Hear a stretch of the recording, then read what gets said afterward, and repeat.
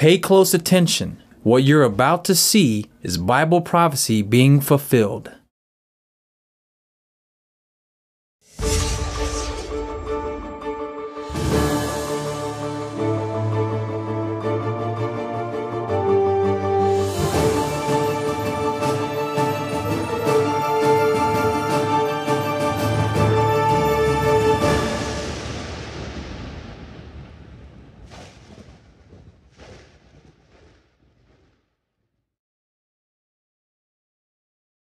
Welcome to YPN News, bringing you news as it relates to Bible prophecy and foretold by Yeshua Hawkins. Well, we start our broadcast off today with the extremely bitterly cold weather that has stretched across the United States. In fact, at one point in all 50 states, temperatures were below freezing, Hawaii included.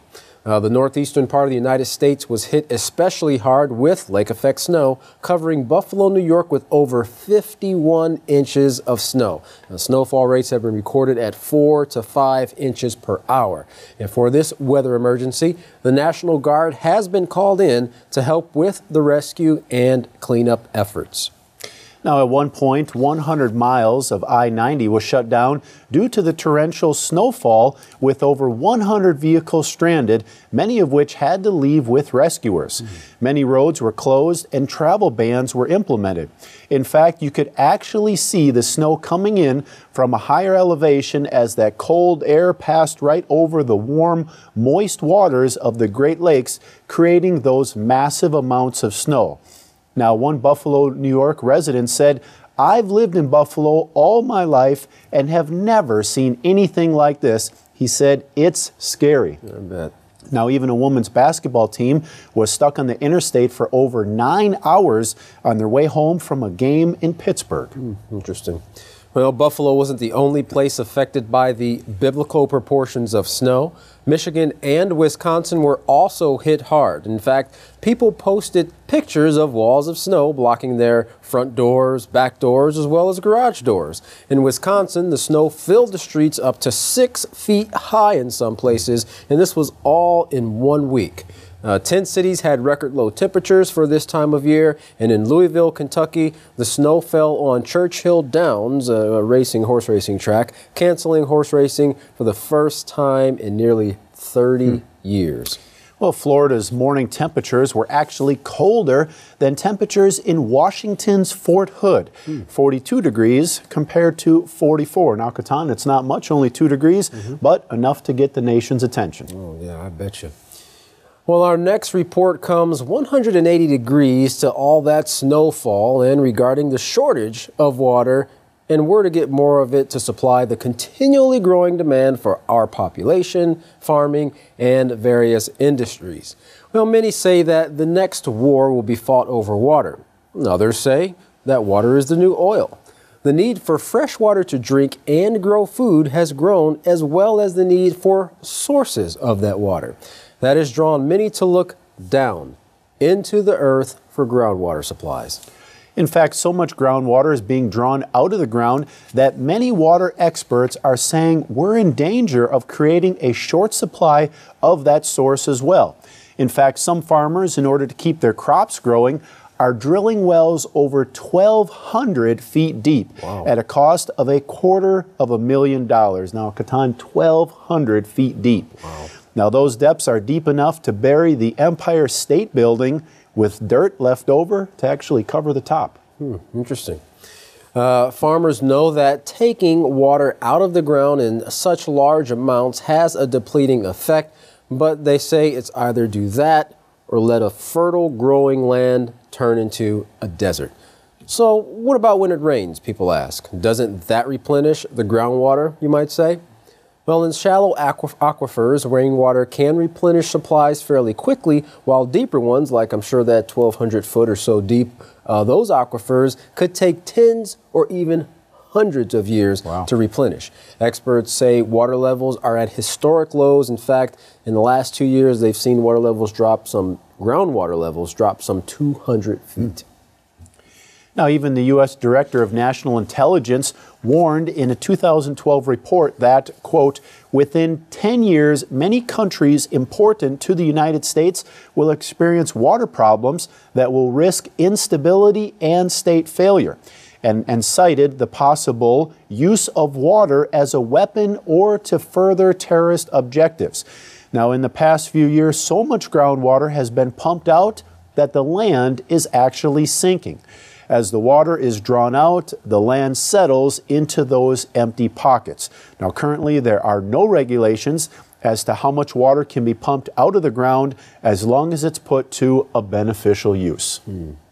Well, there's one company that's actually taking about 96 million gallons a day of treated wastewater from a local sanitation plant, and that does include sewage water, and they recycle it and pump it back into the aquifers to replenish those aquifers. They state that they can take that same treated wastewater and in 45 minutes turn it into a safe drinkable water that's going right back eventually to your tap. The water goes through a 3-step process, including sucking it through a series of microscopic filters, forcing it through membranes, and then blasting it with ultraviolet light. From there, it goes to a basin that replenishes the groundwater sources, and then eventually, like we said, to your tap. California has taken steps towards regulating that groundwater use, but for those regulations that they've actually started to enact, or put on the table at least to be enacted, it could take somewhere to upwards of 25 years before they would actually be enforceable. Well, experts say that if steps aren't taken soon, places like California could actually see no more water. Well, we now turn our attention to a terrorist attack that took place in Jerusalem, where among the dead were 3 American citizens of 4 that were killed while they were worshiping at a synagogue. Now, 7 others were wounded. The reports are that 2 Palestinian men, armed with pistols, axes, and knives, carried out the attack at a synagogue in the Harnoff neighborhood in the west of the city during morning prayers. Now, it's one of the deadliest attacks in years. The 2 attackers were killed in a shootout with Israeli police. Now, Hamas has praised the attack, but stopped short of claiming responsibility. U.S. Secretary of State John Kerry said in a statement, he said, "People who have come to worship God in the sanctuary of a synagogue were hatcheted and hacked and murdered in that holy place in an act of pure terror and senseless brutality and murder." He continued, "I call on the Palestinian leadership at every single level to condemn this in the most powerful terms. This violence has no place anywhere." Israel's Benjamin Netanyahu and Palestinian leader Mahmoud Abbas are in Jordan trying to find some type of resolution. Prime Minister Netanyahu has said that there will be a harsh response to this attack. And former U.S. Ambassador to the UN, John Bolton, said that there is no excuse for killing innocent victims, civilians, that is. Now, Austin police have been on alert since a shooting took place just a block away from the Austin, Texas police headquarters. Details of the incident are sketchy, but police say a man was targeting downtown buildings, including the APD headquarters, the Mexican consulate, and the federal courthouse. Police eventually shot and killed the suspect, but as they went to take the suspect out of the car, they noticed he was wearing a vest with a possible explosive device. The bomb squad had to be called in to check the vest and vehicle for other possible explosives. Details of the incident and motives are still under investigation. Now, for the second time in 3 days, a black civilian, this time a 12-year-old boy, was fatally shot by U.S. police. The boy was shot in the stomach at a playground in Ohio and later died in the hospital.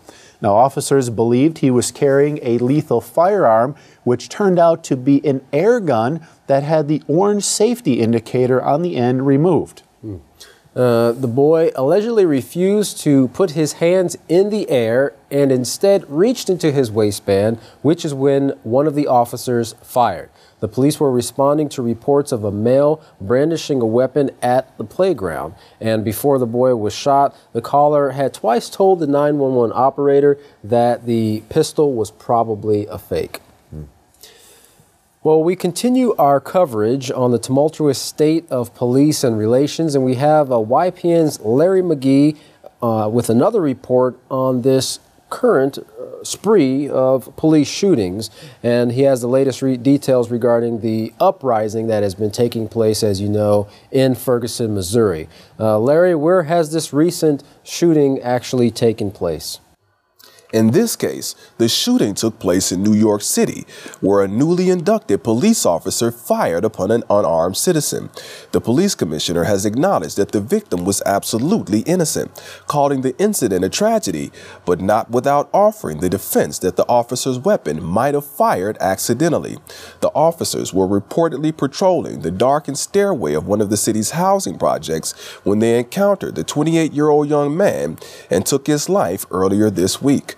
Heading back to the Midwest, yet more evidence of social disunity and instability as the citizens of Ferguson, Missouri made good on their promise and resumed rioting following a grand jury's failure to indict Officer Darren Wilson for the killing of Michael Brown. Images of the city on fire abound, and police are reported to be employing tear gas to try and control the rioters, who in Middle East fashion are reported to be using stones to assault authorities. The typical looting, which many are calling self-cannibalism, is also present, along with scattered gunfire, and at least one police officer and several journalists are reported to have been injured. As late as 4 a.m. into the night, fleets of police officers and fire trucks are conspicuous throughout the city, as residents complain that the police response has broken every promise they made concerning the anticipated uprising. One citizen commented that the people are simply frustrated with the whole situation. The decision was wrong. Authorities expect that many dark nights of fighting still lie ahead for Ferguson, Missouri, the Midwest of the chief of the nations, which is also experiencing its share of commotions.